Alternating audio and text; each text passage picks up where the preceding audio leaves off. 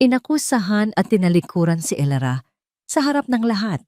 Tinanggap ang matinding kahihiyan, ngunit nang dumating ang kanyang ama, na akala ng lahat ay isang simpleng magsasaka, gamit ang malupit na kapangyarihan, nagbago ang lahat. Ano ang mangyayari kay Elara habang ang pamilya ng kanyang biyenan ay magbabayad para sa kanilang kasalanan? Ang bigat ng hikaw na perlas sa kanyang tainga ay tila kabiruan sa gaan ng kanyang puso, kanin na lamang. Ngunit ngayon, ang bawat hiyas na nakasabit sa kanyang katawan ay parang mga batong humihila sa kanya pababa sa kahihiyan. Nakatayo sa gitna ng nagkikislapang ballroom ng mansyon ng mga Montenegro. Pakiramdam ni Elara Santos ay isa siyang estranghero na naligaw sa isang mundong hindi para sa kanya. Ang mamahaling seda ng kanyang bestida ay parang balat ng ahas na hindi niya kailanman masasanay na suotin. Ang mga ngiti ng mga bisita, mga senador, mga negosyante, mga socialite na may apelyidong kasing bigat ng ginto ay mga maskarang walang kabuhay-buhay. Pilit siyang ngumingiti pabalik. Isang ugali na sinanay niya sa loob ng 2 taon nilang pagsasama ni Marco. Ang ngumiti, ang tumango, ang maging isang perpektong palamuti sa braso ng kanyang asawa. Hinahanap ng kanyang mga mata si Marco. Nakita niya ito sa di kalayuan. Kausap ang isang matabang lalaki na may malaking tiyan at nagniningning na kalbong ulo. Saglit na nagtama ang kanilang paningin. Nginitian siya ni Marco, isang mabilis at pilit na ngiti, bago muling ibinaling ang atensyon sa kausap. Kumirot ang puso ni Elara. Dati, ang isang tingin lang ni Marco ay sapat na para pawiin ang lahat ng kanyang kaba. Ngayon, ang tingin nito ay parang hangin na dumadaan lang sa kanya. Isang magnanakaw. Ang sigaw ay pumunit sa himig ng musika at sa halakhakan ng mga panauhin. Isang tinig na kasing talim ng bubog. Isang tinig na kilalang-kilala ni Elara. Ang lahat ng tunog ay huminto. Ang daan-daang pares ng mata ay napako sa iisang direksyon, kay Doña Imelda Montenegro, ang matriarka ng pamilya na nakatayo malapit sa grand staircase. Ang mukha ay nababalot ng galit at ang nanginginig niyang daliri ay nakaturo direkta kay Elara. Nasaan ang kwintas ko? Ang kwintas na De La Vega na pamana pa ng aking lola. Nakita ko sa CCTV. Pumasok ka sa aking kwarto kanina. Dagdag pa ng matanda. Ang bawat salita ay parang latigo na humahagupit sa hangin. Nanlamig ang buong katawan ni Elara. Ang dugo sa kanyang mga ugat ay tila nagyelo. Ano po? Hindi po ako pumasok sa silid ninyo, Mama. Mahinang sagot niya. Ang kanyang boses ay halos hindi marinig. Huwag mo akong tawaging Mama. Walang hiya ka. Sigaw ni Doña Imelda. Lumapit ito sa kanya, ang mga matay nag-aapoy. Akala ko ba ay simple ka lang na probinsyana? Iyon pala'y may tinatago kang kasanayan sa pagnanakaw. Lumapit si Sofia, ang nakababatang kapatid ni Marco, na may ngisi sa labi. Tingnan niyo, Mama. Pati ang suot niyang kwintas. Mukhang peke. Ganyan talaga kapag sanay sa hirap. Kahit anong isusuot, mukha pa ring mumurahin. Biglang hinablot ni Sofia ang manipis na kwintas sa leeg ni Elara. Isang simpleng alahas na bigay pa ng kanyang ama noong kanyang kaarawan. Ang pagkakabigla ay napalitan ng sakit nang maramdaman niya ang hapdi sa kanyang batok. Bumagsak ang kwintas sa malamig na marmol na sahig. Ang tunog ng pagkalagot nito ay kasabay ng pagkalagot ng kanyang puso. Hayop ka! Huwag mong pakialaman yan! Hindi na napigilan ni Elara ang sarili. Pero huli na ang lahat. Tiningnan siya ng lahat na parabang siya ang pinakamaruming bagay sa silid na yon. Ang mga bulungan ay naging parang bubuyog na umuugong sa kanyang tainga. Kawawa naman si Marco, dinig niyang sabi ng isa. Sabi na nga ba, hindi dapat nag-asawa ng galing sa kung saan lang. Sabi naman ng isa pa. Sa gitna ng lahat ng yon, ang tanging kanlungan na inaasahan niya ay nanatiling tahimik. Hinarap niya si Marco. Ang kanyang mga mata ay nagmamakaawa. Marco, sabihin mo sa kanila. Sabihin mong hindi totoo. Marco, tulungan mo ako. Ngunit si Marco ay hindi makatingin sa kanya. Nakayuko ito. Iniiwasan ng kanyang mga mata na para bang ang pagtingin sa kanya ay magdudulot ng kamatayan. Ang tanging lumabas sa bibig nito ay isang bulong na halos anurin ng hangin. Isang bulong na bumasag sa natitirang piraso ng kanyang pagkatao. Patawarin mo ako, Elra. Iyon lang. At sa mga salitang yon, gumuho ang mundo ni Elra. Mga gwardya! Utos ni Doña Imelda. Hubaran ninyo ang babaeng yan. Baka itinago niya sa kanyang damit ang kwintas ko. At pagkatapos, itapon ninyo siya sa labas, kung saan siya nararapat. Dalawang unipormadong lalaki ang humawak sa kanyang mga braso. Nagpumigla si Elara, umiiyak, tumatawag sa pangalan ng kanyang asawa. Ngunit si Marco ay nanatiling isang estatwa, isang duwag na manonood sa kanyang sariling teatro ng kalupitan.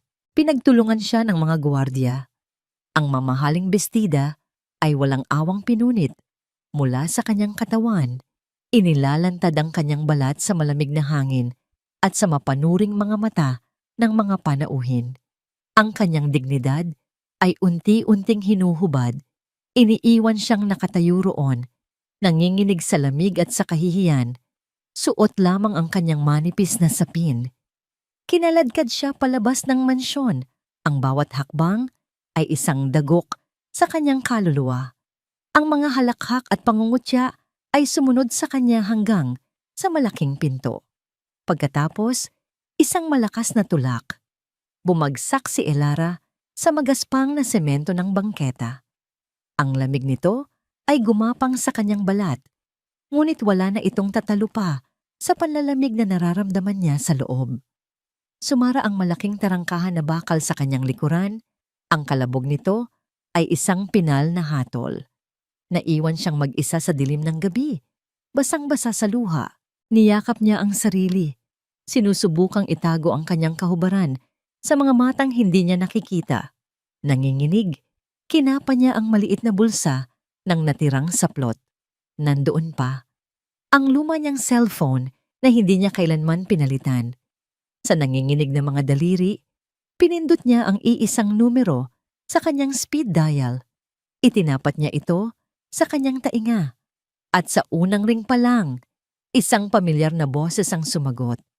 Hindi na niya napigilan ang hikbi na kanina pa namumuo sa kanyang lalamunan. Ang kanyang boses ay basag at puno ng sakit. Itay, tulungan niyo po ako. Itay, tulungan niyo po ako. Ang mga salitang yon ay lumabas mula sa kaibuturan ng kanyang kaluluwa. Dala ang lahat ng sakit at kahihiyang dinanas ni Elara. Sa kabilang linya, ang tahimik na pagdinig ng kanyang ama ay mas nakapagpaiyak pa sa kanya. Alam niyang kahit sa simpleng tunog ng kanyang pag-iyak, ramdam na nito ang bigat ng kanyang kalungkutan. Nasaan ka, anak? Anong nangyari? Ang boses ni Don Agustin ay kalmado, ngunit may bahid ng bakal na hindi kailanman narinig ni Elara mula sa kanya. Ang kanyang ama ay isang magsasaka, isang simpleng tao na nakasanayan niyang makita na may putik sa bota at laging may ngiti sa labi, puno ng pagmamahal.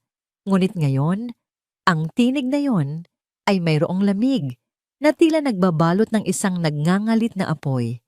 Pinilit niyang magsalita sa kabila ng nanginginig niyang labi. Pinalayas po nila ako, itay. Pinahiya. Wala po akong suot kundi hindi niya matapos ang pangungusap. Ang imahe ng mga mukha ng mga Montenegro, lalo na ang walang emosyong mukha ni Marco, ay paulit-ulit na naglalaro sa kanyang isip. Pinagbintangan po nila akong nagnakaw. Huwag kang gagalaw, Elara. Dadating ako. Hintayin mo ako. Iyon lang. At pagkatapos, pinutol na ang tawag. Umupo si Elara sa malamig na semento, niyakap ang kanyang mga tuhod at hinayaan ang ulan ng kanyang luha na dumaloy. Ang malamig na simoy ng hangin ay bumabalot sa kanyang halos hubad na katawan, ngunit ang kirot sa kanyang puso ay mas matindi pa kaysa sa anumang lamig. Ilang beses na niyang narinig ang pangungutya ng mga Montenegro tungkol sa kanyang ama. Magsasaka lang daw, sabi ni Doña Imelda minsan, habang tinitingnan ang lumang larawan ng kanyang ama na may hawak na pala. Kaya nga mukhang basahan ng anak dahil galing sa putik, dagdag ni Sofia. Hindi niya pinansin noon dahil ang pagmamahal niya kay Marco ang tanging mahalaga. Ngayon, ang bawat salitang iyon ay parang patalim na dumidiin sa kanyang sugatan na puso. Ilang minuto ang lumipas, o marahil ay oras, hindi na niya alam. Pakiramdam niya ay lumipas ang isang buong buhay sa isang gabi. Sa gitna ng kanyang kawalan ng pag-asa, isang kakaibang tunog ang pumukaw sa kanyang atensyon. Isang malalim, malakas na ugong, parang isang malaking bubuyog na papalapit. Unti-unti itong lumakas, hanggang sa maramdaman niya ang pag-uga ng lupa sa ilalim niya. Itinaas niya ang kanyang tingin sa itaas. Isang malaking anino ang bumalot sa kalangitan. At doon, sa ibabaw mismo ng mansyon ng mga Montenegro, isang pribadong helicopter ang lumulutang. Ang mga ilaw nito ay nakatutok sa kanya. Ang lakas ng hangin mula sa propeller ay halos lumipad sa kanyang buhok at natitirang saplot. Nagulantang ang mga gwardiya sa gate. Ang mga naiwan pang bisita sa loob ay napasilip sa mga bintana. Ang mga ilaw ng helicopter ay nakatutok, hindi sa mansyon, kundi sa mismong kinauupuan ni Elara. Dahan-dahang bumaba ang helicopter sa kalsada. Ilang metro lang ang layo sa kanya. Ang lakas ng tunog nito ay nakakabingi. At pagkatapos, bumukas ang pinto nito. Bumaba ang isang lalaki. Hindi siya kailanman nakakita ng kanyang ama na nakasuot ng ganito. Isang itim na suit na tila isinukat para sa isang hari. Ang kanyang buhok ay maayos na nakasuklay at ang kanyang mga mata ay matalim. May kapangyarihan na hindi kailanman niya nakita. Sa likod niya, bumaba ang 5 kalalakihan na nakasuot ng itim na uniforme. May mga baril sa gilid at matalim ang mga mata. Isang malaking figura, matangkad at may tindig ng isang general ang naglakad papalapit sa kanya. Ang mga matang yon ay kanyang mga mata. Ngunit ang ekspresyon ay ibang-iba. Hindi ang init ng isang ama, kundi ang lamig ng isang taong may kapangyarihan at autoridad. Lumuhod ang lalaki sa kanyang harapan. Hinubad nito ang kanyang blazer at ipinulupot sa nanginginig na katawan ni Elara. Ang amoy ng mamahaling pabango ay bumalot sa kanya. Ibang-iba sa amoy ng lupa at sariwang hangin na nakasanayan niya sa kanyang ama. Ayos ka lang ba, anak? Ang boses nito ay formal, ngunit sa huling salita, may bahid ng pag-aalala na lumabas. Tumango si Elara, hindi makapagsalita. Hinawakan siya nito sa braso at dahan-dahan siyang itinayo. Habang nakatayo sila, magkatabi, bumaling ang kanyang ama sa mga Montenegro na ngayoy nakatayo sa likod ng tarangkahan. Gulat na. Nagulat. Ang mga mata ng kanyang ama ay walang emosyon, maliban sa isang matalim na ningning na tila kayang tumunaw ng bakal. Walang sinabi ang kanyang ama, ngunit ang kanyang presensya ay sapat na. Siya ay hindi lang isang simpleng magsasaka. Siya ay isang bagyo na dumating upang sirain ang lahat ng humahadlang sa kanyang daan. Sa kauna-unahang pagkakataon, nakita ni Elara ang takot sa mukha ni Doña Imelda. Tapos na ang paghihirap mo, anak. Iyon ang huling sinabi ng kanyang ama bago siya muling hinawakan sa braso. Hindi na sa paraan ng isang simpleng ama na umaalo sa anak, kundi sa paraan ng isang pinuno na dinadala ang kanyang general sa digmaan. Naglakad silang magkasama, ang kanyang ama at siya, patungo sa malaking tarangkahan ng mansyon ng mga Montenegro. Ang mga gwardya ng Montenegro ay nanginginig sa kinatatayuan, hindi alam ang gagawin. Paglapit nila, ang isa sa mga tauhan ng kanyang ama ay walang imik na bumunot ng baril at ipinutok sa kandado. Isang malakas na lagabog ang umalingaw-ngaw sa gabi. Walang pag-aatubili. Itinulak ng mga tauhan ng kanyang ama ang malalaking tarangkahan. Nagbukas ito ng maluwang. Inilantad ang nagkikislapang ballroom na ngayoy puno ng katahimikan at pagtataka. Nakatayo si Doña Imelda at Marco sa may pinto. Ang kanilang mga mukha ay nababalot ng pagkabigla at pagkalito. Hindi sila makapaniwala sa kanilang nakikita. Si Elara, na kanilang itinapon na parang basura, ay bumalik, kasama ang isang hukbo at ang kanyang ama na magsasaka. Nilingon sila ni Doña Imelda na mabilis na nakabawi sa kanyang pagkagulat. May bahid ng paghamak sa kanyang tinig. Nagsumbong ka sa tatay mong magsasaka? Ang mapanuyang tanong ni Doña Imelda ay nanatiling nakabitin sa hangin. Isang hamon na inaasahan niyang sasagutin ng takot o pagkahiya.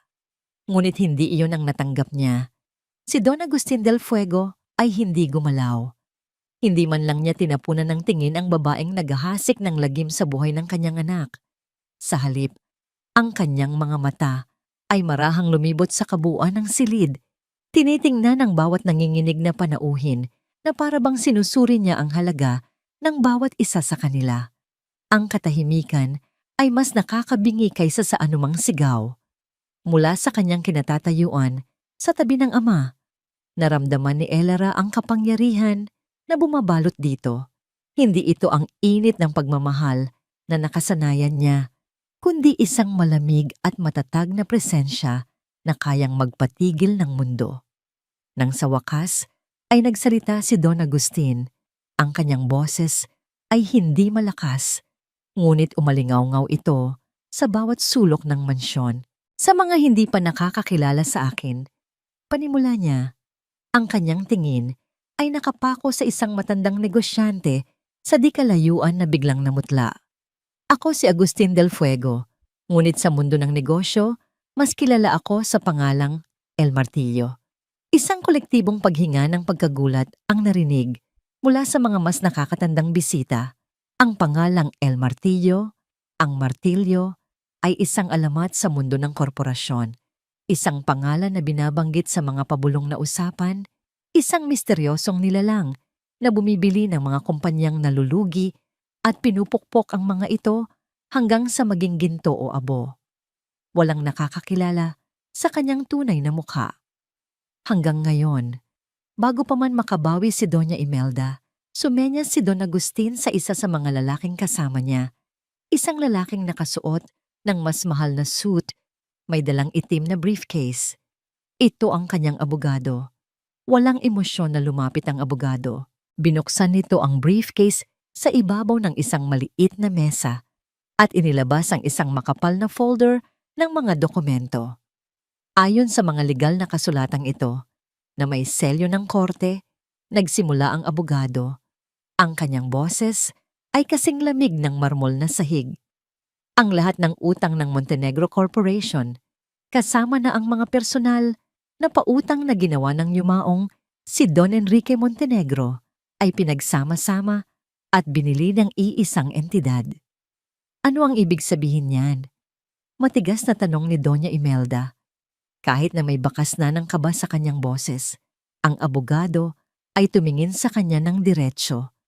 Ang ibig sabihin, Ginang Montenegro, ay mayroon na lamang kayong iisang pinagkakautangan at ang taong iyon, itinaas ng abogado ang isang dokumento, ay si Don Agustin del Fuego. Kasunungalingan, sigaw ni Doña Imelda. Walang malaking utang ang aming pamilya.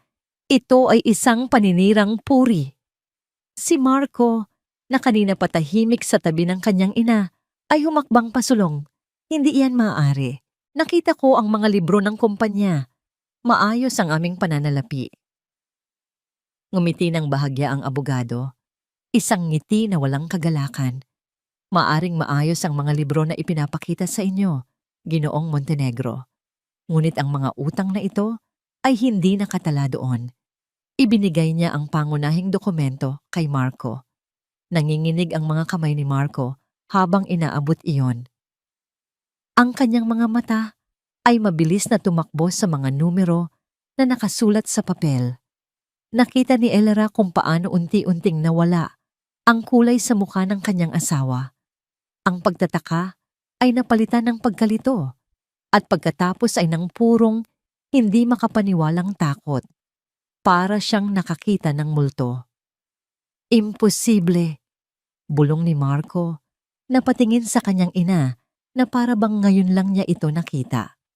Binaliwala ni Don Agustin ang kanilang pag-uusap. Muli siyang nagsalita at sa pagkakataong ito, ang kanyang boses ay may bigat ng isang pinal na hatol.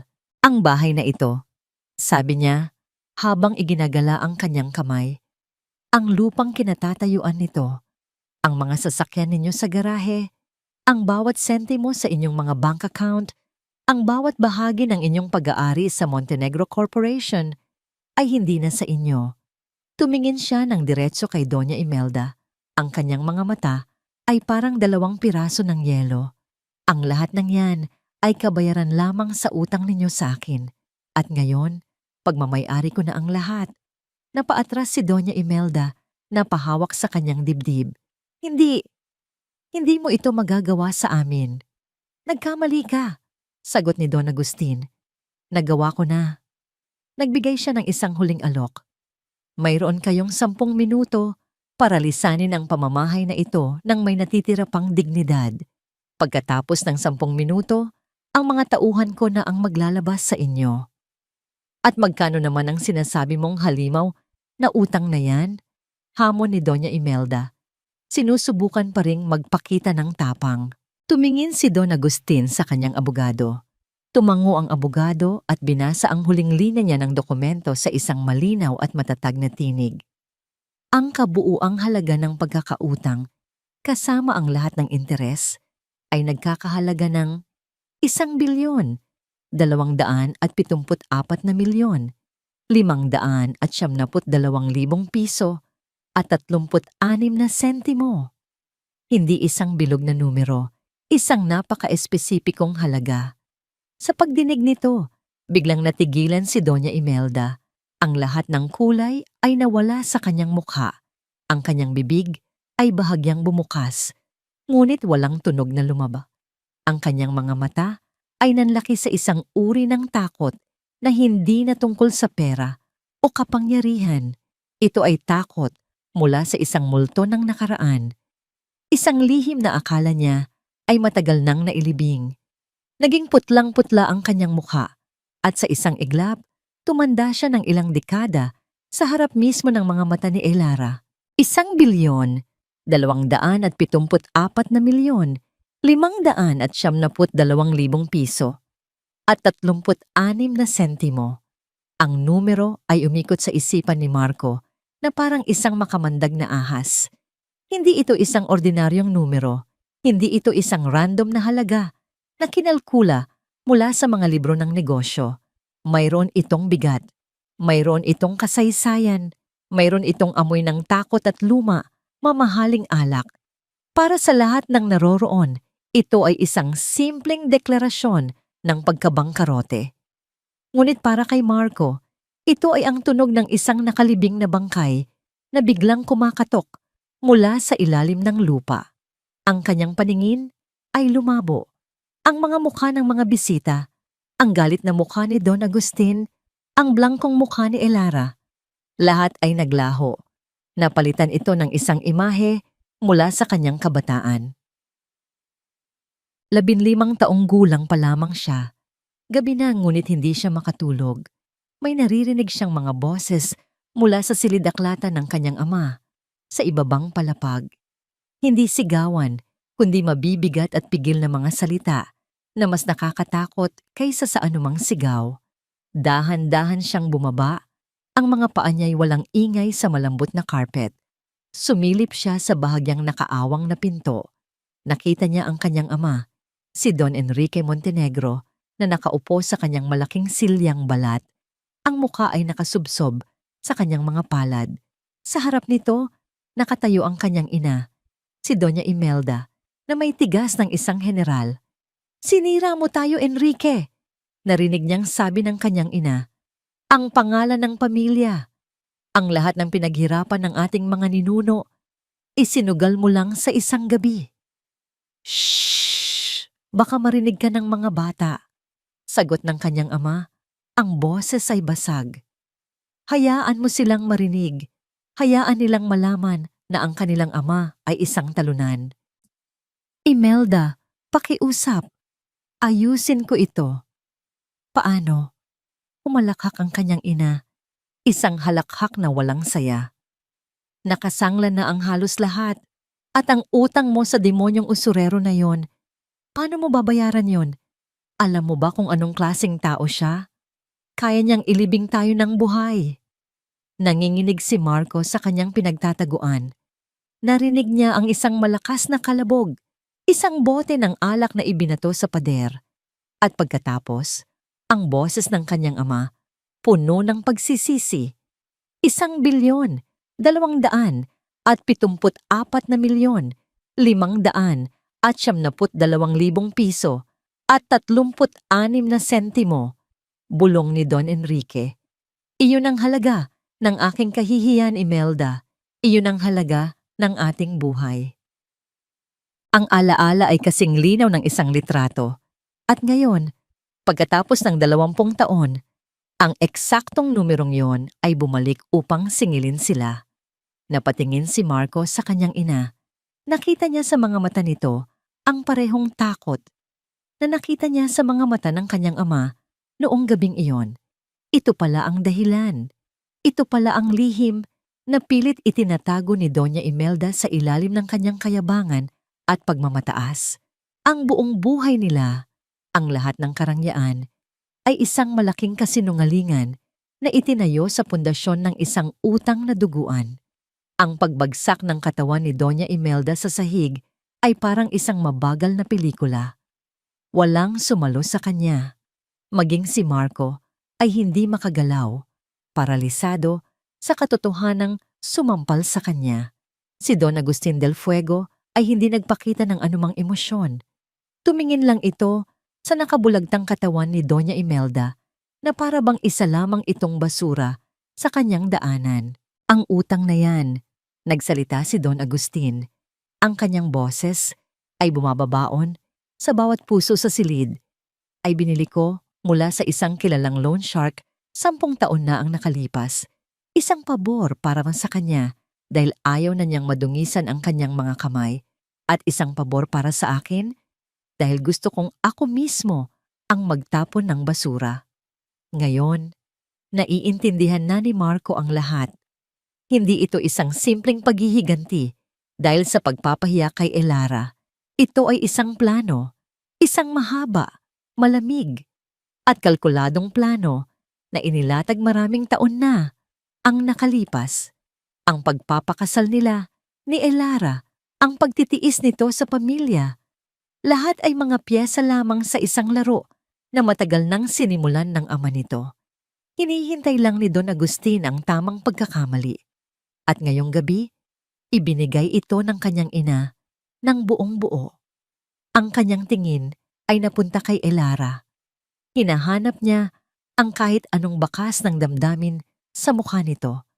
Galit, sakit, tagumpay. Ngunit wala. Ang mga mata ni Elara ay isang malawak at tahimik na karagatan. Ang babaeng minahal niya, ang babaeng ipinangako niyang proprotektahan ay wala na roon. Ang nakatayo sa tabi ni Don Agustin ay isang estranghero, isang reyna na gawa sa yelo, na pinanday ng sakit na siya mismo ang nagdulot. At sa sandaling iyon, naramdaman ni Marco ang tunay na kahulugan ng pagsisisi.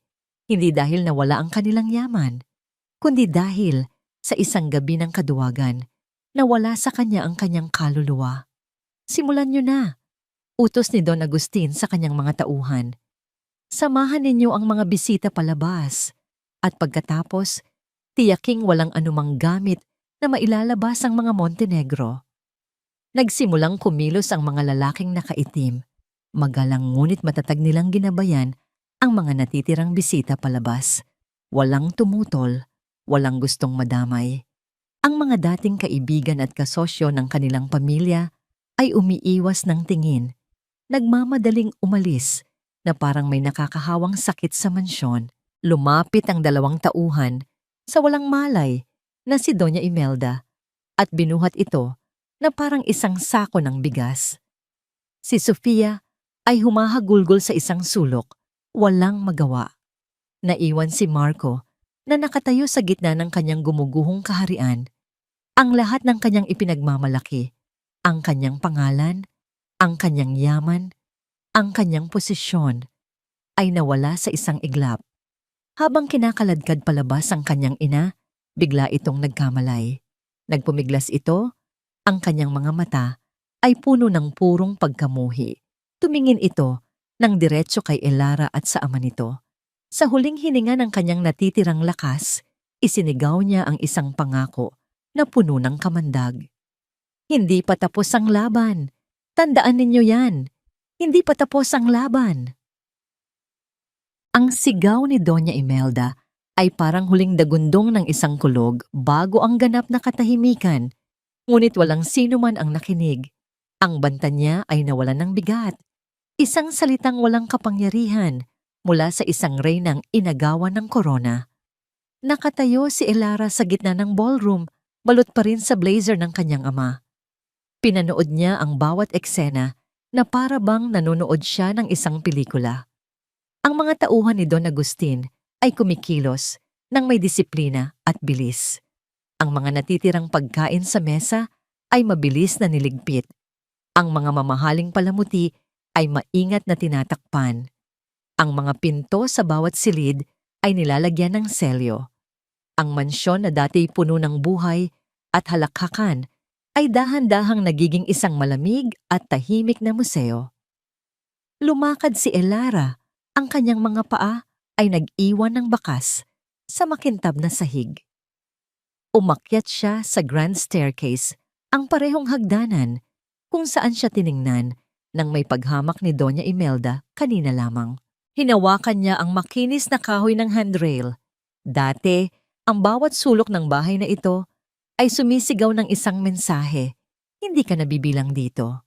Ngayon, ang bawat sulok ay pag-aari na niya. Pumasok siya sa silid na dating sa kanila ni Marco. Ang lahat ay nasa ayos pa. Ang kama ay malinis. Ang mga damit ni Marco ay nakasabit pa sa aparador. Sa ibabaw ng kanyang vanity table, nakatayo pa rin ang isang litrato nilang dalawa noong kanilang kasal. Kinuha niya ito. Sa litratong iyon, ang kanilang mga ngiti ay totoo. Ang kanilang pag-ibig ay parang isang pangako na walang hanggan. Isang mapait na ngiti ang gumuhit sa kanyang labi. Isang pangako na sinira sa loob lamang ng isang gabi. Mula sa bintana ng silid, tanaw niya ang lahat ng nangyayari sa labas. Nakita niya si Sofia na sinusubukang bitbitin ang isang Hermes bag. Ngunit magalang, ngunit matatag itong kinuha ng isang gwardiya. Personal, nagamit lamang po ang pwedeng ilabas, ma'am, sabi ng gwardiya. Pero personal ko ito. Regalo ito sa akin. Sigaw ni Sofia. Ang kanyang boses ay nagiging pambata. Lahat po ng binili, gamit ang pera ng Montenegro ay pag-aari na ni Don Agustin, kalmadong sagot ng gwardiya. Walang nagawa si Sofia kundi umiyak ng umiyak habang kinukuha ang kanyang wallet at cellphone. Ang dating prinsesa ay para na ngayong isang pulubi. Sunod niyang nakita si Doña Imelda. Nakatayo ito sa labas ng gate. Ang dating postura ng isang reyna ay nawala na.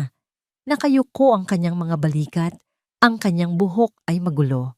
Ngunit kahit sa kanyang pagkatalo, ang mga mata niya ay nanatiling nag-aapoy. Nang magtama ang kanilang paningin mula sa bintana, tiningnan siya ni Doña Imelda ng may purong pagkamuhi. Isang tingin na nangangako ng paghihiganti. Hindi natinag si Elara. Ang takot na dati niyang nararamdaman ay napalitan na ng isang malamig na kapayapaan.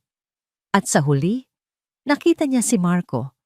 Nakatayo itong mag-isa, malayo sa kanyang ina at kapatid, na parang isang estatwang gawa sa bato. Nakatingala ito sa bintana ng kanilang silid, direkta sa kanya. Ang kanyang mukha ay isang blankong papel, ngunit sa kanyang mga mata, nakita ni Elara ang isang bagyo ng pagsisisi at sakit. Biglang bumuhos ang malakas na ulan. Ang ulan ay tila isang tangis mula sa kalangitan. Hinuhugasan ng dumi at kasinungalingan ng gabing iyon. Nabasa ang buhok at damit ng pamilya Montenegro, ngunit nanatili silang nakatayo sa labas ng gate, hindi makapaniwala na sila ay mga estranghero na ngayon sa sarili nilang tahanan. Inilapag ni Elara ang litrato, nakataob. Huminga siya ng malalim at bumaba. Pagdating niya sa may pinto, nakita niyang nakatayo roon ang kanyang ama. Naghihintay. May hawak itong payong. Oras na para umalis, anak. Iiwan natin ang lugar na ito, sabi ni Don Agustin. Tumango si Elara. Ngunit bago pa man sila makahakbang palabas, isang figura ang biglang tumakbo mula sa gitna ng ulan patungo sa kanila. Si Marco. Tumigil ito sa harap mismo ng nagsasarang tarangkahan. Ang tubig ulan ay dumadaloy sa kanyang mukha, kasabay ng mga luhang hindi na niya napigilan. Elara. Ang kanyang boses ay basag, halos hindi marinig sa lakas ng ulan. Hindi gumalaw si Elara, hindi rin gumalaw si Don Agustin. Biglang lumuhod si Marco sa basang kalsada, sa harap nilang dalawa. Ang mamahalin niyang sapatos at pantalon ay nababad sa putik. Ikinulong niya ang kanyang mukha sa kanyang mga palad. Elara, patawarin mo ako. Humagulgol siya. Nagkamali ako. Naging duwag ako. Pero mahal na mahal kita. Pakiusap. Bigyan mo ako ng isa pang pagkakataon. Pakiusap, Elara. Ang kanyang mga salita ay puno ng desperasyon, isang huling pagkapit ng isang taong nalulunod. Tinitigan siya ni Elara. Ang lalaking minahal niya ng higit pa sa kanyang buhay. Ang lalaking pinangarap niyang makasama habang buhay. Ngayon, nakaluhod sa kanyang harapan, basang-basa, wasak. May bahagi sa puso niya na gustong tumakbo palapit sa kanya, yakapin siya, at sabihing ayos na ang lahat. Ngunit ang bahaging iyon ay nasugatan na, namatay na kanina lamang sa ilalim ng mga mapanuyang mata ng lipunan. Ang mga salita ni Marco ay parang mga patak ng ulan na tumatama sa puso ni Elara, malamig, desperado, at walang katapusan. Nakaluhod siya roon, ang dating prinsipe ng kanyang mundo. Ngayon ay isang basang sisiw na nagmamakaawa sa labas ng sariling palasyo. Isang bahagi ng kanyang pagkatao, ang dating Elara, ay gustong maniwala. Gustong umasa na ang pag-ibig ay kayang ayusin ng lahat. Ngunit ang Elara na yon ay namatay na kanina lang, kasama ng kanyang bestida at ng kanyang dignidad. Naramdaman niya ang bahagyang pag-atras ng kanyang ama sa kanyang tabi. Isang senyas na hindi ito makikialam, hindi ito gumalaw, hindi ito nagsalita. Tila sinasabi nitong, ito ang iyong laban, ang iyong desisyon. Ang tahimik na tiwalang iyon mula sa kanyang ama ang nagbigay sa kanya ng lakas na hindi niya alam na taglay niya. Huminga siya ng malalim. Dahan-dahan siyang humakbang pasulong, palabas mula sa silong ng payong ng kanyang ama. Hinayaan niyang bumuhos ang ulan sa kanyang buhok at muka. Hinahayaan nitong hugasan ang natitirang bahid ng kahinaan sa kanyang puso. Tumigil siya sa harap mismo ng tarangkahan. Ilang talampakan lang ang layo mula sa nakaluhod na si Marco. Tumingala ito sa kanya, ang mga matay puno ng pag-asa. Mahal kita, sabi niya ulit, na parang isang dasal. Hindi ko sinasadyang saktan ka. Tinitigan siya ni Elara, hindi ng galit, kundi ng isang malungkot na pag-unawa. Naalala mo ba noong unang Pasko natin dito, Marco? Mahinang tanong niya. Ang kanyang boses ay kalmado sa kabila ng ingay ng ulan. Ipinagluto ko ang buong pamilya ninyo. Abalang-abala ako sa kusina buong araw. Pero nang ihain ko na, sinabi ng nanay mo na ang amoy ng probinsya ay kumakapit sa pagkain at itinapon niya lahat iyon sa basurahan. Napatulala si Marco.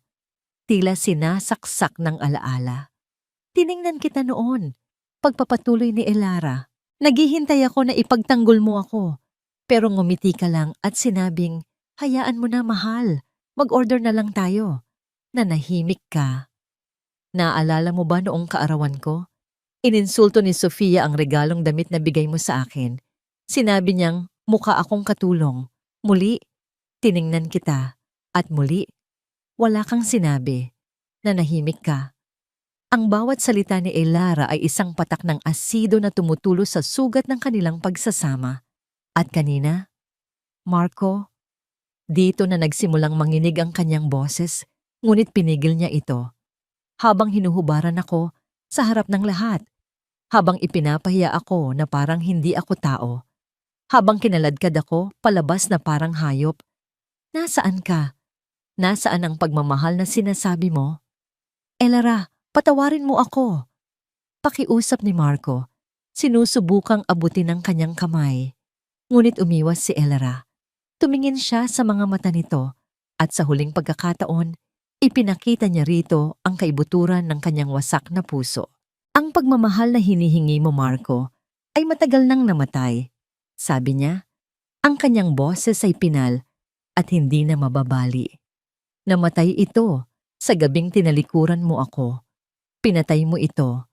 Bawat araw na pinili mo sila kaysa sa akin. Bawat araw na nanahimik ka.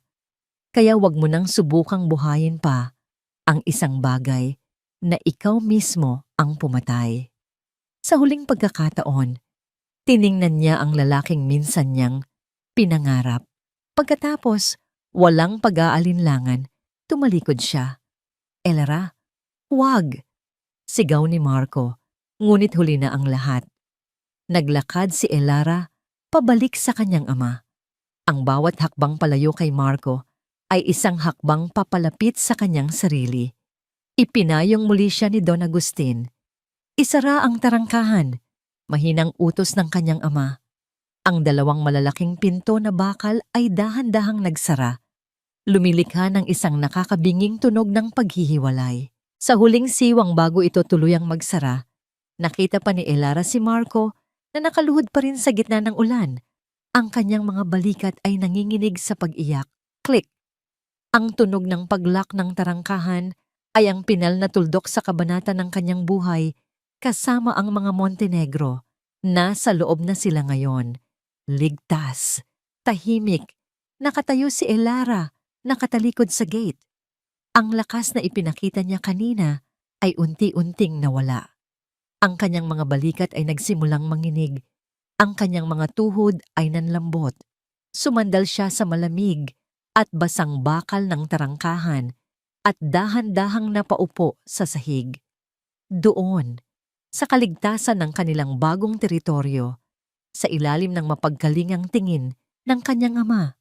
Sa wakas ay hinayaan niyang bumagsak ang kanyang mga luha, ngunit hindi ito luha ng panghihinayang o kalungkutan para sa isang nawalang pag-ibig. Ito ay luha ng paglaya. Lumipas ang 3 linggo. Ang mga alaala ng gabing iyon ay hindi pa rin nawawala, ngunit hindi na sila sariwang sugat na humahapdi sa bawat pagtibok ng puso. Ngayon, ang mga ito ay mga peklat na, isang paalala, hindi ng sakit, kundi ng katatagan. Isang paalala na nakaligtas siya. Ang mansyon sa Forbes Park ay isinara. Hindi na bumalik si Elara roon. Pansamantala, tumuloy sila sa isang malawak na penthouse suite sa Makati na pag-ari pala ng kanyang ama, kung saan tanaw ang buong syudad na dati kinatatakutan niya. Ngunit ang pinakamalaking pagbabago ay hindi sa lugar, kundi sa kanyang pang-araw-araw na buhay. Ang mga umaga niya ay hindi na nagsisimula sa pag-aasikaso sa asawang walang pakiramdam. Nagsisimula na ito sa loob ng isang malaking boardroom, kaharap ang mga taong may matataas na posisyon at sa tabi niya ay ang kanyang ama. Sa unang araw, pakiramdam ni Elara ay isa siyang isda na inilagay sa lupa. Ang suot niyang corporate attire ay parang isang costume, Ang mga salitang acquisitions, hostile takeovers, at leveraged buyouts ay parang ibang lengguwahe na hindi niya maintindihan. Ngunit hindi siya pinabayaan ng kanyang ama. Huwag kang matakot magtanong, anak. Bulong nito sa kanya sa gitna ng isang pulong. Ang tunay na kapangyarihan ay hindi sa pag-alam ng lahat ng sagot, kundi sa pag-amin na hindi mo alam at sa pagnanais na matuto. Kaya't nagtanong siya at natuto, ngunit ang tunay na pagbabago ay nangyari nang dalhin siya ng kanyang ama sa Batangas, hindi sa maliit na bahay kubo na ipinakilala niya noon kay Marco, kundi sa puso ng tunay nitong kaharian. Habang bumababa ang kanilang sasakyan sa isang pribadong kalsada, bumungad sa kanila ang isang tanawin na halos pumutol sa kanyang hininga. Daan-daang ektarya ng luntiang mga halamanan ang nakalatag sa kanyang harapan. Mga puno ng kape na hitik sa bunga, mga taniman ng niyog na sumasayaw sa hangin, at sa gitna ng lahat ng ito, isang malaking hasyenda na istilong Espanyol. Naglakad sila sa gitna ng mga taniman ng kape. Ang amoy ng lupa at ng mga sariwang butil ng kape ay pumuno sa hangin. Ito ang amoy na kinalakihan niya. Ang amoy na tinawag ni Doña Imelda na amoy probinsya. Ito ang simula ng lahat, Elara, sabi ni Don Agustin habang dinadampot ang isang pulang bunga ng kape. Bago pa man magkaroon ng mga building sa Makati, meron ng lupa. Ang lupa ang nagbibigay buhay. Ito ang tunay na yaman. Isang bagay na hindi kailanman maiintindihan ng mga Montenegro. Para sa kanila, ang yaman ay nasa pangalan, sa alahas, sa mga party. Para sa atin, nasa ugat ito ng bawat puno. Itay, bakit niyo po itinago ang lahat ng ito? Tanong ni Elara, ang tanong na matagal nang bumabagabag sa kanya. Huminto sa paglalakad si Don Agustin at hinarap siya. Dahil gusto kong mahalin ka ng isang tao para sa kung sino ka, hindi para sa kung anong meron ka. Gusto kong maranasan mo ang simpleng buhay, ang magmahal, nang walang kondisyon. Nagkamali ako, anak. Akala ko, mapoprotektahan kita sa ganitong paraan.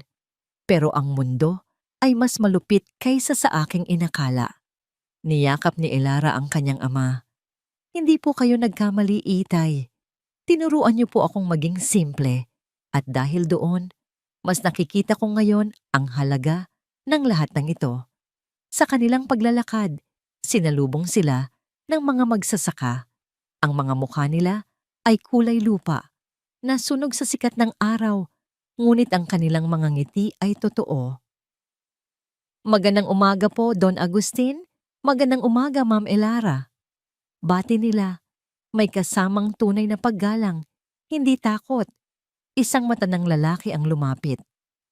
Ineng Elara, naalala mo pa ba ako? Ako si Mang Lito. Dati, noong bata ka pa, paborito mong umakyat sa mga puno ng niyog ko. Ngumiti si Elara, isang tunay at masayang namangiti na matagal nang hindi niya nagagawa. Mang Lito, kamusta na po kayo?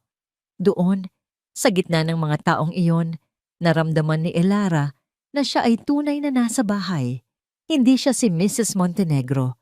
Hindi siya ang talunang manugang. Siya si Elara del Fuego, anak ng lupa, anak ni Don Agustin. Nang gabing iyon, sa kanyang silid sa hacienda, humarap siya sa isang malaking salamin na gawa sa antigong Nara. Ang babaeng nakatingin pabalik sa kanya ay hindi na ang babaeng umiiyak sa bangketa ng Forbes Park. Ang kanyang buhok ay nakatali sa isang simpleng ponytail. Ang kanyang balat ay bahagyang nasunog sa araw. Ngunit ang kanyang mga mata ay iba na. Wala na roon ang anino ng takot. Wala na ang pagmamakaawa. Napalitan ito ng isang ningning ng determinasyon, ng isang bagong tuklas na layunin. Ngumiti siya sa kanyang refleksyon. Sa unang pagkakataon, sa loob ng maraming taon, nagustuhan niya ang kanyang nakita. Kinabukasan, habang nag-aalmusal sila ng kanyang ama, sa veranda, biglang tumunog ang cellphone ni Don Agustin. Sinagot niya ito. Yes, attorney. Ano? Anong sabi mo? Biglang nagbago ang anyo ng kanyang ama. Ang kaninang kalmado nitong mukha ay napalitan ng inis. Ibinaba niya ang tawag at tumingin kay Elara. Ang abogadong kumakatawan sa mga Montenegro ay nagpadala ng demand letter. Sabi ni Don Agustin, ang kanyang boses ay may bahid ng bakal. Nagsampa ng kaso si Imelda. Inaakusahan niya ako ng fraud, pamimeke ng dokumento, at illegal na pag-agaw ng kanilang mga ari-arian. Ang balita ng kaso ay parang isang malamig na hangin na biglang umihip sa mainit na umaga sa Batangas. Ngunit sa pagkakataong ito, hindi nanlamig si Elara. Sa halip, isang pamilyar na bigat ang kanyang naramdaman, ang bigat ng isang laban na hindi pa pala tapos.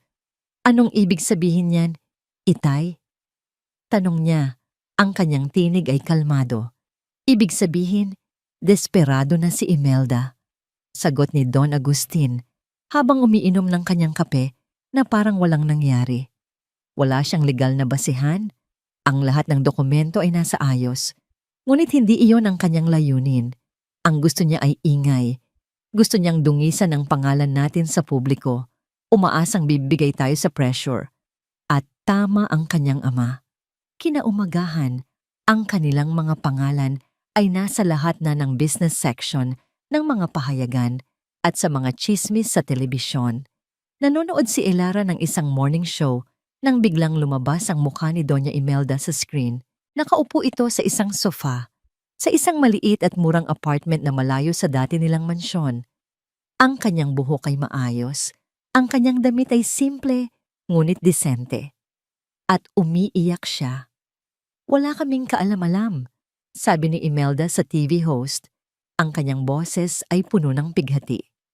Kami po ay biktima ng isang ganid na negosyante na ginamit ang sarili niyang anak para makapasok sa aming pamilya. Isang araw, nagising na lang kami na wala na ang lahat sa amin. Itinapon kami sa kalye na parang mga basura. Pinatay ni Elara ang telebisyon. Isang mainit na galit ang nagsimulang kumulo sa kanyang dibdib. Ang kakapalan ng mukha ni Imelda ay walang kapantay. Siya na siyang nagtapon kay Elara na parang basura ay siya ngayong gumaganap na biktima. Huwag mong hayaang maapektuhan kanyan, anak, sabi ni Don Agustin na pumasok sa silid. Ang mga kasinungalingan ay mabilis kumalat, ngunit mas mabilis itong mamatay. Ang katotohanan ang pinakamalakas nating sandata. Pero Itay, sinisira niya ang pangalan ninyo. Ang pangalan ko ay itinayo sa loob ng 50 taon ng pawis at dugo, Elara. Hindi ito kayang sirain ng laway ng isang desperadong babae. Ngunit hindi lang sa media lumaban ang mga Montenegro. Isang hapon, habang pauwi si Elara mula sa isang pulong sa opisina nila sa Makati, isang pamilyar na figura ang humarang sa kanyang daraanan palabas ng lobby. Si Marco. Ang dating makisig at aroganteng si Marco Montenegro ay wala na. Ang lalaking nakatayo sa kanyang harapan ay payat. Ang kanyang mga mata ay lubog. At ang mamahalin niyang suit ay napalitan ng isang simpleng polo shirt at pantalon na tila ilang beses nang naisuot. Mukha siyang pagod. Mukha siyang talunan. Elara, sabi niya. Ang kanyang boses ay paos. Hindi sumagot si Elara. Tinitigan niya lang ito. Ang dating sakit sa kanyang puso ay wala na. Napalitan na ito ng awa. Pakiusap, kausapin mo ang tatay mo. Pagmamakaawa ni Marco. Iurong na ninyo kung ano man ang ginagawa ninyo. Sira na ang buhay namin. Pero ang ginagawa ninyo ngayon, pinapatay ninyo na ang nanay ko. Ang kaso ang tanging natitira sa kanya. Kung matatalo siya rito, hindi ko na alam kung anong mangyayari sa kanya. At ano ang gusto mong gawin ko, Marco? Ibalik ang lahat sa inyo para muli ninyo akong yurakan. Malamig na sagot ni Elara.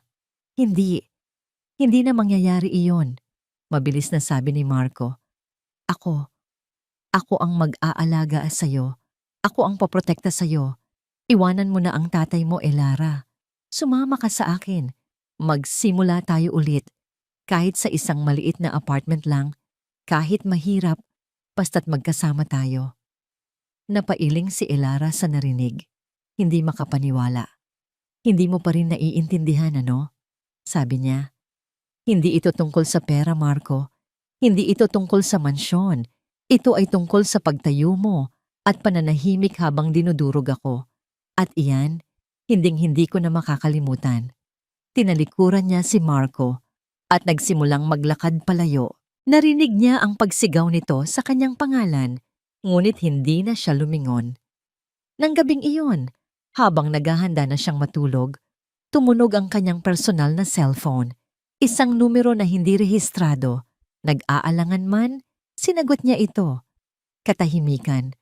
Pagkatapos, isang boses na kasing lamig ng yelo. Hayop kang bata ka. Si Imelda. Paano mo nakuha ang numero ko? Huwag mo akong tatanungin ng mga walang kwentang bagay. Sigaw ni Imelda sa kabilang linya. Makinig ka sa akin, Elara. Itigil ninyo ito. Kung hindi, sisiguraduhin kong malalaman ng buong mundo ang lahat ng itinatagong baho ng ama mo. Kahit imbento pa yan, hinding-hindi ko kayo patatahimikin. Tapos ka na ba? Kalmadong tanong ni Elara. Hindi pa, anggil ni Imelda. Gusto kong makipagkita sa'yo, bukas ng gabi, sa Le Ciel Restaurant. Alam mo kung saan iyon. Isinara ko yon para sa atin. Ikaw at ako lang. Huwag kang magsasama ng kahit sino, lalo na ng ama mong demonyo. At bakit ako makikipagkita sa'yo? Isang nakakatakot na tawa ang narinig ni Elara. Dahil kung hindi ka darating, sisirain ko ang pangalan ng ama mo habang buhay. Subukan mo ako, Elara. Wala nang mawawala sa akin. At pagkatapos, pinatay na ang tawag. Nakatayo si Elara sa gitna ng kanyang silid, hawak ang cellphone. Ang banta ni Imelda ay parang kamandag na gumagapang sa kanyang mga ugat. Ngunit hindi takot ang kanyang naramdaman, kundi determinasyon. Oras na para tapusin ang laban na ito, minsan at para sa lahat. Ang Le Ciel Restaurant ay isa sa mga pinakamahal na kainan sa buong Maynila. Isang lugar kung saan ang halaga ng isang hapunan ay katumbas na ng isang buwang sahod ng ordinaryong manggagawa. Ito ang lugar kung saan unang ipinakilala ni Marco si Elara kay Doña Imelda. Sa gabing iyon, naramdaman ni Elara na para siyang isang basahan na naligaw sa isang palasyo. Ngayong gabi, habang papasok siya, ang pakiramdam ay iba na. Isinara nga ni Imelda ang buong restaurant. Walang ibang tao sa loob, maliban sa mga waiter na nakatayo sa gilid, may mga blangkong mukha. Ang malawak na dining area ay tahimik, ang mga ilaw ay madilim. At sa pinakamagandang mesa, malapit sa bintanang tanaw, ang nagkikislapang mga ilaw ng syudad, nakaupo ang isang figura. Si Doña Imelda Montenegro, mukha siyang pagod. May mga maitim na bilog sa ilalim ng kanyang mga mata na hindi kayang itago ng makapal na makeup. Ngunit nang itaas niya ang kanyang tingin at makita si Elara, ang kanyang mga mata ay muling nag-apoy sa dati nitong kayabangan. Dumating ka, sabi ni Imelda. Hindi isang tanong, kundi isang pahayag. Akala ko ay magtatago ka na naman sa likod ng iyong ama. Hindi sumagot si Elara. Dahan-dahan siyang naglakad palapit at umupo sa silyang nasa tapat ni Imelda. Inilapag niya ang kanyang maliit na clutch bag sa mesa. Ano ang kailangan mo sa akin? Diretsong tanong ni Elara. Isang mapanuyang nangiti ang gumuhit sa labi ni Imelda. Diretsahan, gusto ko. Ganyan na ba ang epekto sa'yo ng pera ng tatay mo? Nagkakaroon ka na ng kaunting tapang. Itinuro niya ang isang waiter. Bigyan mo siya ng pinakamahal na alak. Tubig lang, sabi ni Elara sa waiter. Hindi inaalis ang kanyang tingin kay Imelda. Nawala ang nangiti sa mukha ni Imelda. Nandito ka dahil sa utos ko, Elara. Huwag mong kalimutan yan. Isang salita ko lang sa media at ang pangalan ng ama mo ay magiging kapareho ng putik. Subukan mo. Kalmadong sagot ni Elara. Tingnan natin kung sino ang paniniwalaan nila. Ang isang babaeng biglang nawalan ng lahat dahil sa mga lihim na utang ng kanyang asawa, o ang isang bilyonaryo na kilala sa buong industriya sa kanyang talino at integridad. Natigilan si Imelda. Paano? Akala mo ba ay hindi ko aalamin? Sabi ni Elara. Habang abala ka sa pag-iyak sa telebisyon, abala ako sa pag-aaral. Pinag-aralan ko ang bawat dokumento, ang bawat transaksyon, ang bawat kasinungalingan na bumabalot sa pamilya ninyo. Ang bahay na yon ay hindi itinayo sa dangal, ginang Montenegro. Itinayo yan sa takot. Wala kang alam. Sigaw ni Imelda. Ang kanyang boses ay biglang tumaas. Wala nga ba? Sumandal si Elara sa kanyang upuan. Ang kanyang kilos ay puno ng kumpiyansa na dati wala sa kanya. O baka naman alam ko na ang lahat. Alam ko na ang dahilan kung bakit ayaw na ayaw mo sa akin ay hindi dahil sa mahirap ako, kundi dahil sa tuwing nakikita mo ako, naaalala mo ang simpleng buhay na matagal mo nang tinalikuran. Naaalala mo na, sa kabila ng lahat ng pera mo, hindi mo kailanman naging masaya ang asawa mo. Manahimik ka, dinuro siya ni Imelda. Kahit anong gawin mo, isa ka pa ring basahan na pinulot lang ng anak ko. Isang mahabang katahimikan ang namagitan sa kanila. Tinitigan ni Elara ang nanginginig na kamay ni Imelda. Pagkatapos, nagsalita siya. Ang kanyang boses ay malumanay, ngunit may bigat ng isang bato. Siguro nga po, isa nga po akong basahan, pag-amin ni Elara. Ngunit mas gugustuhin ko pang maging isang malinis na basahan na kayang punasan ang sarili nitong dumi, kaysa maging isang pekeng diamante na sa loob ay puno ng lamat at kasinungalingan. Ang mga salitang yon ay tumama kay Imelda na parang isang malakas na sampal. Napaatras siya sa kanyang upuan, hindi makapagsalita. Tapos na tayo, sabi ni Elara habang marahang tumatayo. Kinuha niya ang kanyang clutch bag. Ituloy mo ang kaso mo. Mag-ingay ka sa media hanggat gusto mo. Hindi na ako natatakot sa'yo dahil alam ko na ang pinakamalaking takot mo, ginang Montenegro. Iyon ay ang harapin ang sarili mo sa salamin at makita ang isang babaeng walang-wala. Hindi ng pera, kundi ng pagmamahal at respeto sa sarili. Huminga ng malalim si Elara. At nga pala, dagdag niya, habang marahang inilalabas ang kanyang cellphone mula sa bag at pinipindot ang stop recording button. Ipinakita niya ang screen kay Imelda kung saan malinaw na nakikita ang isang audio file na kasalukuyang sinisave. Salamat sa pag-amin sa paninirang puri at sa banta mo sa akin. Sigurado akong magugustuhan ito ng abogado ko. Ang mukha ni Imelda ay dumaan sa sunod-sunod na emosyon, pagkalito, pagkabigla. At sa huli, purong walang halong galit ng isang hayop na nasukol. Ang huling hibla ng kanyang kontrol ay naputol. Walang hiya ka. Sa isang mabilis at hindi inaasahang kilos, tumayo si Imelda, sinunggaban ng isang kutsilyo para sa steak sa ibabaw ng mesa at sumugod kay Elara. Ang kanyang mukha ay nabalot ng kabaliwan, ang kanyang mga mata ay nanlilisik. Ang lahat ay nangyari ng napakabilis. Napaatras si Elara, nagulat sa biglaang pagsalakay. Ang mga waiter ay nagsigawan sa takot. Ngunit bago pa man makalapit si Imelda, isang malakas na kalabog ang umalingaw-ngaw sa buong restaurant. Bang! Ang malaking pinto ng Le Ciel ay bumukas ng malakas. Nakatayo roon si Marco. Ang kanyang mukha ay puno ng pagkataranta. At sa likod niya ay si Sofia, na nakatakip ang bibig sa sobrang gulat. Nakita nila ang lahat. Ang kanilang ina na may hawak na kutsilyo, handang manakit. At si Elara na nasa bingit ng panganib. Ang pagkagambala ay sapat na. Natigilan si Imelda, ang kanyang braso ay nanatiling nakaangat sa ere. Ang kutsilyo ay kumikinang sa ilalim ng madilim na ilaw. Ang kanyang tingin ay napunta mula kay Elara patungo sa kanyang dalawang anak na nakatayo sa may pinto. Mga saksi sa kanyang huling akto ng kabaliwan. Ang galit sa kanyang mukha ay unti-unting napalitan ng isang bagay na mas malala pa, ang ganap na realisasyon ng kanyang pagkatalo. Natalo na siya. At sa pagkakataong ito, ang kanyang sariling mga anak ang nakasaksi nito. Ang tunog ng kutsilyong bumagsak sa sahig ay parang isang kampanang naghuhudyat ng katapusan.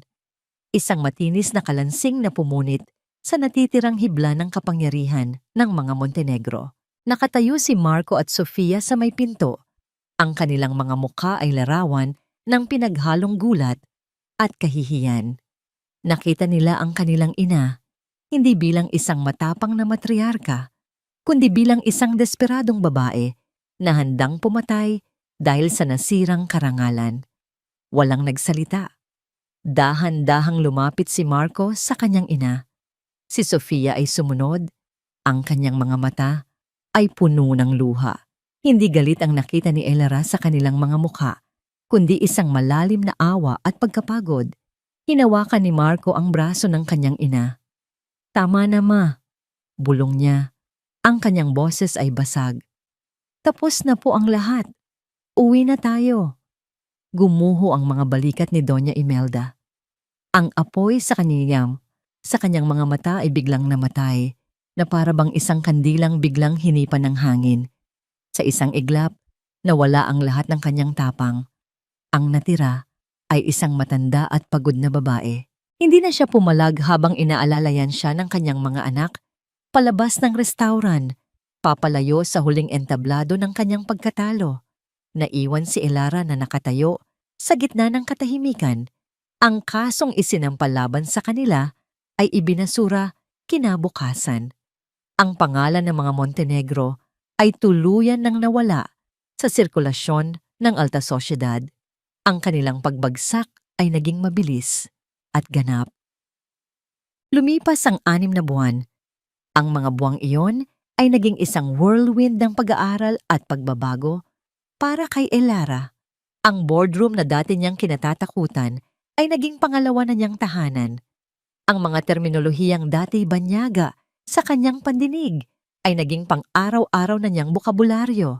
Sa ilalim ng gabay ng kanyang ama, natutunan niyang pamunuan hindi lang ang mga empleyado, kundi pati na rin ang kanyang sarili. Ngunit ang paborito pa rin niyang lugar ay ang hacienda sa Batangas. Doon, sa ilalim ng araw, habang ang kanyang mga bota ay nababalot ng putik, nararamdaman niya ang tunay na koneksyon sa kanyang pinagmulan. Kausap ang mga magsasaka, pinaplano ang pag-aani, pinapanood ang pagsikat ng araw sa mga taniman. Dito niya natagpuan ang kapayapaan na hindi kayang bilhin ng anumang pera. Isang hapon, habang nasa isang maliit na coffee shop siya sa Alabang para sa isang mabilis na pulong, isang pamilyar na boses ang kanyang narinig. "Elara?" Lumingon siya. Nakatayo roon si Marco. Iba na rin siya. Wala na ang mamahaling relos, ang aroganteng tindig. Ang kanyang damit ay simple, ngunit meron siyang ngiti sa labi. Isang ngiti na hindi pilit, isang ngiting panatag. "Marco?" Bati niya. Tumatango. "Kamusta ka na?" "Ayos lang," sagot nito. "Nagtatrabaho ako ngayon bilang isang financial consultant sa isang maliit na kumpanya." Si Sofia bumalik sa pagpipinta. Si Mama, nasa probinsya na, nagpapahinga. Mabuti naman kung ganon. Isang sandali ng katahimikan, hindi ito awkward. Isa itong katahimikan na puno ng mga bagay na hindi na kailangang sabihin. "Mukhang masaya ka, Elara," sabi ni Marco, at sa pagkakataong ito, ang kanyang mga mata ay puno ng sinseridad. "Ibang-iba ka na, mas matatag, mas buo." Ngumiti si Elara. "Lahat tayo ay nagbabago, Marco." "Alam ko," sabi niya. "Gusto ko lang sabihin na patawad sa lahat at sana maging masaya ka." Tinitigan siya ni Elara at sa kanyang nangiti, walang bahid ng galit o sakit, tanging pagtanggap. "Masaya na ako," simpleng sagot niya. Tumango si Marco na parang yun na ang pinakamahalagang bagay na kailangan niyang marinig. "Paalam, Elara." Paalam pa ni na Marco. Naglakad si Marco palayo at pinanood siya ni Elara hanggang sa mawala ito sa paningin. Walang kirot, walang panghihinayang. Ang naroon lamang ay ang pagtanggap na ang kanilang kabanata ay tuluyan ng nagsara. Kinagabihan, bumalik si Elara sa hasyenda. Umakyat siya sa pinakamataas na burol kung saan tanaw ang buong lupain ng mga Del Fuego. Ang papalubog na araw ay nagpipinta ng kulay kahel at lila sa kalangitan. Ang hangin ay sariwa, may dalang amoy ng lupa at pamumulaklak. Ipinikit niya ang kanyang mga mata at huminga ng malalim. Hindi na siya ang babaeng umiiyak sa bangketa. Hindi na siya ang asawang nagmamakaawa para sa pagmamahal. Hindi na siya isang biktima. Siya si Elara del Fuego, anak ng lupa, pinuno ng kanyang sariling tadhana. Ang kanyang halaga ay hindi nasusukat sa apelidong dala niya o sa lalaking nasa tabi niya, kundi sa lakas na natagpuan niya sa kanyang sarili. Ang puso niya, na minsan nang dinurog, ay buo na muli. At sa pagkakataong ito, alam niyang ito ay sa kanya lamang, malaya at walang hanggan. Ang kwento ni Elara ay isang malupit na aral tungkol sa pagkakaroon ng lakas ng loob at pagpapatawad. Matapos ang matinding pagtataksil, hindi lamang siya nakabalik sa kanyang sarili, kundi ipinakita rin niya na ang tunay na halaga ng tao ay hindi nasusukat sa yaman o katayuan. Ang mga masasama ay laging makakamtan ng kanilang parusa at ang mga tapat ay makakamtan ng gantimpala. Sa mga oras ng paghihirap, natutunan ni Elara na ang pinakamahalaga ay hindi ang nakaraan, kundi ang pagbuo ng isang mas makulay na hinaharap. Ano sa tingin nyo, kung kayo ang nasa posisyon ni Elara, paano nyo haharapin ang mga pagsubok na darating?